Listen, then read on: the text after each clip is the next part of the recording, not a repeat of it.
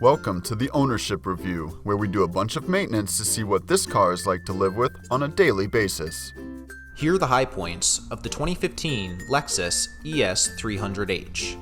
The cabin air filter is located behind a few covers in the rear of the glove box. Although there are many covers to remove, no tools will be needed to do so, and you will have plenty of space to reach in and pull out the filter.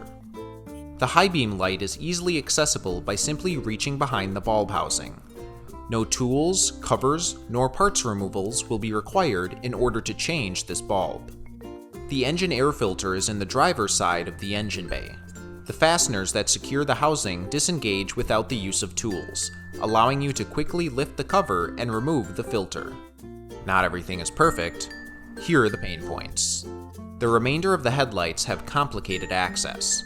The parking light and front turn signal will require the wheel well lining to be pried back before you can access their bulbs, while the headlight itself is a xenon bulb that will require the entire housing to be disconnected first. These are lengthy procedures that won't allow for reliable bulb changes.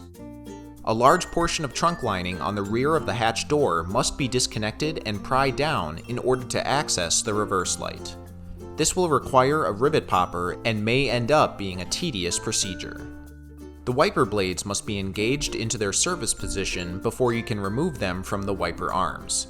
Once raised, you will need a panel puller to disconnect the blades from the arms. Other similar models will allow you to disconnect the wiper blades with just your hands.